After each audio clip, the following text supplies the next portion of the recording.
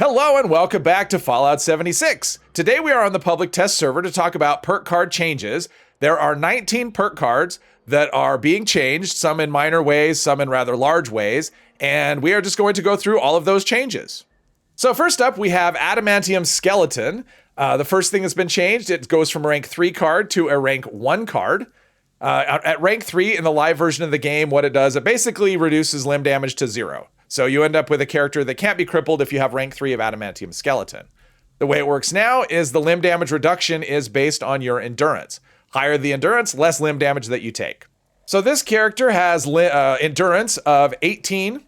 And if we look under the effects tab, it shows Adamantium Skeleton. It's plus 40% limb damage resistance. So I interpret that to mean that your limb damage is reduced by 40%. Now, I did test this on a character with 36, so basically double the endurance of this character, and the limb damage resistance on that one was 66%. All right, next up we have All Night Long, and this one has got a couple of changes. The first one is that it goes from a 3-point card to a 2-point card, and the other change is that it completely does a different thing. So in the live version of the game, it basically means hunger and thirst grow slower. Depending on the rank of the card, it has 3 ranks. On this one, it's just a 2-point card, and it doubles the duration of positive effects from pre-war alcohol. And now we have Bloodsucker, which goes from, it's moved from charisma to endurance, and it goes from a 3-point card to a 1-point card. And the effect on it is a little stronger. So at rank 3 before, it would give you 150% effect, and now it gives you just double. And it also affects the Cannibal perk now. So it actually doubles the effectiveness of Cannibal. So if you run this in conjunction with that, Cannibal is twice as good. And then we have Cannibal. The effect is the same. However, it now goes from a 3-point card to a 1-point card. So that only takes 1 point to get the same effect that you were getting from 3 points before. So if you run that card, that's definitely an improvement. Next up, we have Cap Collector, and it goes from a 3-point card to a 1-point card. Now, on the live version of the game at rank 3, it gives you double the caps when you find them in cap stashes. And now it scales based on luck. So there's 2 changes. Number 1, it scales based on luck, how much you find. And now it applies to just any container where there's caps. So cap stashes and any other container like a dumpster or something, if you were to find caps in that, the amount would go up. Unfortunately, I don't know what the threshold is. This is one of those perks that doesn't actually show up in the Pip-Boy under effects. If you look under effects, there's nothing there. So I don't know, with the luck that my character has, or at any luck, how much more I would get. Hopefully that'll be added at some point so we have a better idea of how much more you would get. Next up, we have First Aid, which goes from a 3-point card to a 1-point card. So in the live version of the game at rank 3, a stim pack would restore 45% more health. And now it goes to something that's based on intelligence. So it's just more health based on your intelligence. So for example, this character has intelligence of 10, so not all that high. And you can see they're right there in the Pip-Boy at intelligence 10, it is 26%. So it's basically, if I were to run rank 3 on the live version, it would be a little better. But I tested this on a character with 26 intelligence, and that went up to 57% healing. So it's actually better. So higher intelligence makes it so you can exceed the benefit that you would get currently in the live version of the game. And it only costs you 1 perk point.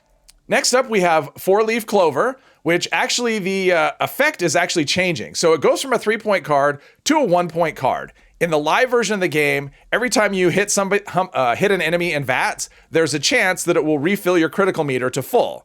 Now, when you miss a target in VATS, it refills your crit meter a percentage based on how high your luck is. So this character has 18 luck. And you can see right there, 4-Leaf Clover, 54% crit meter miss. And what that means is that I get 54% of what a full hit or a hit in VATS would do. So suppose I hit a target in VATS, and it refilled my critical meter by 20%. So it put in 20% of my critical meter if I hit. That means on a miss, it would fill 54% of that, which means it would fill it by 11% approximately of my critical meter. So I'm getting basically half the benefit of what a hit in VATS would do. Now we have Hard Bargain, and Hard Bargain has gone from a rank 3 card to a rank 1 card. So the way it worked before is higher rank of Hard Bargain would just reduce the price of buying from an NPC vendor and increase the price when you are selling to an NPC vendor. And now it gives you +7 charisma when you're interacting with an NPC vendor. So it kind of has the same effect. I mean, higher charisma reduces buying prices and increases selling prices. And based on what I've seen, people who have tested this, it sounds like it's pretty close to what it is. The effect on pricing is about the same. Next up, we have Junk Shield, and it has gone from a rank 3 card to a rank 1 card. And the way it works in the live game, basically the amount of junk you carry will increase your damage resistance, damage and energy resistance up to 30. And it caps out at 30. And that has changed. It's now a rank 1 card, and it's based on your how much junk you have, but it also scales with how much luck you have. So for example, this character is actually carrying no junk, and I have luck of 18, and it's actually giving me a benefit. I mean, that's not much of one, but it is still giving me a benefit just for having, where my luck is, of 8 energy and 8 damage resistance. And now I have added 100 junk in there. It does cap out at 100, so anything over that, you will not get an additional benefit. And now my damage and energy resistance goes up to 117, that's actually quite a lot just for carrying some junk around. Next up, we have Life Giver, and this goes from a 4-point card to a 2-point card. So in the live version of the game, a 4-point Life Giver would give you an extra 45 health, and now it just gives you health based on your endurance. So this character has 17 endurance, and Life Giver is giving me an extra 132 HP. So this one is definitely an upgrade. It costs me half as many points, and it gives me almost triple the benefit. And the health bonus caps out at 250. Next up, we have Lone Wanderer, and this goes from a 4-point card to a 2-point card. And in the live version of the game, at 4 points, it gives you, when you are venturing alone, so you can't be on a team at all, and you get 20% less damage, you take 20% less damage, and you gain 30% AP regen. That's the live version. In this version of the game, you no longer get damage reduction. You actually gain resistance and AP regen, and it scales with your charisma. Now, the charisma on this character is quite low. It is only 4. So you would expect the benefit to be quite low, and you would be correct. So we would get an extra 24 energy and 24 damage resistance and 14% AP regen. So I tested this on a character that has 19 charisma, and the damage and energy resistance goes up to 88, and the AP regen goes up to 34%. So with a decent amount of charisma, you get a pretty good AP regen and damage and energy resistance. I still prefer damage reduction, but that is what it does now. Next up, we have Night Eyes. The change to this one is simple. They just remove the time. So in the live version of the game, it only works between 6 p.m. and 6 a.m. Now it doesn't matter. You can just get the benefit anytime.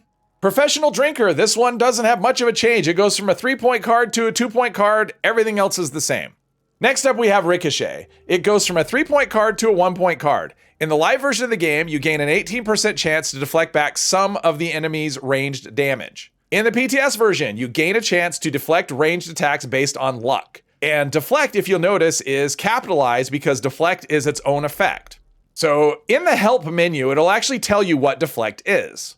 So right here, deflect. Deflect grants a chance to reduce incoming damage by a ranged attack by 50% and reflect 100% of the damage back to the attacker. So rather than the previous version, which reflects some of the damage, this reflects all of the damage back, but you will take half the damage, so you will still take some damage. The deflect chance also receives a 50% bonus while wearing 5 pieces of heavy armor or in power armor, which means whatever the chance is of the deflect to happen, it goes up by 50% if you're wearing heavy armor or power armor. And if you're wearing power armor, the amount of the damage reflected is doubled. So whatever damage the enemy was going to do, it comes back twice as strong to that enemy if you're wearing power armor.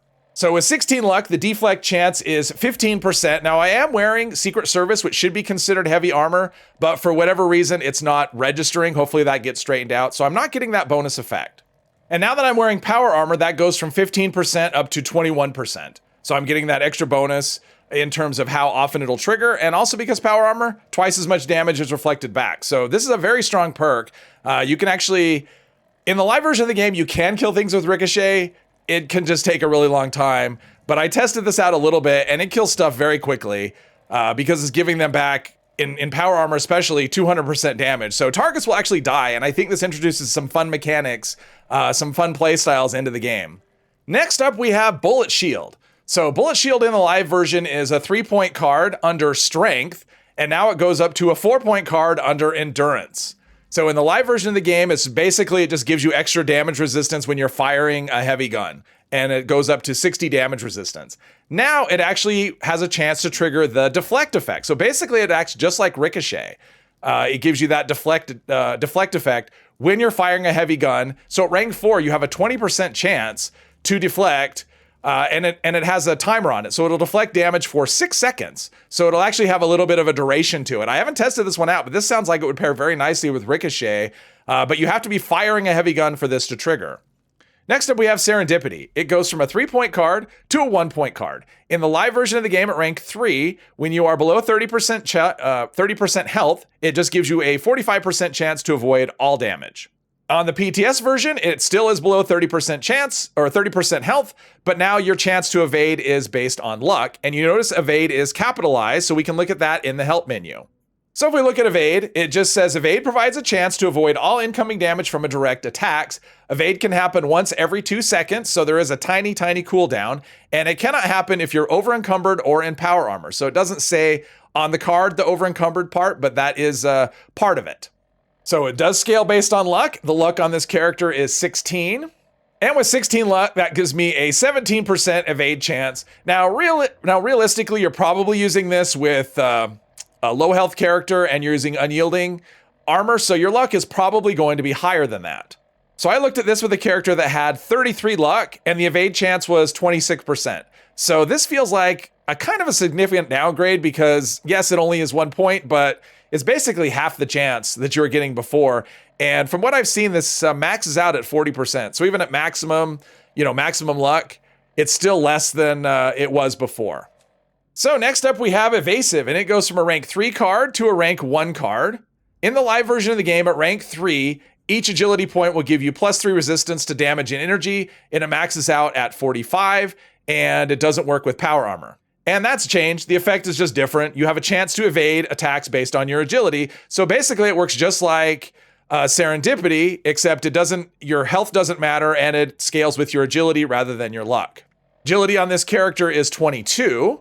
And let's see, 22 gives an 8% evade chance, which is pretty low. That's not much of a chance, but it does only cost you 1 perk point. Next up, we have Starch Jeans, and Starch Jeans goes from a 2-point card to a 1-point card. It also moves from luck to endurance.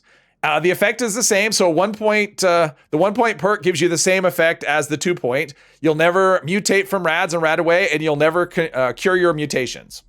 And lastly, we have Through Hiker. It's still a 3-point card. It still has the same effect. So at rank 3, you reduce food and drink by 90% in terms of their weight. The difference is that it goes from agility to endurance, which might be inconvenient for some, but yeah, the perk does exactly the same thing. It just goes from one special to another. And there you have it, all 19 perk card changes. Hopefully this made some sort of sense. If you enjoyed this video, please hit one of the buttons, and I hope you'll join me in the next one. Thank you very much.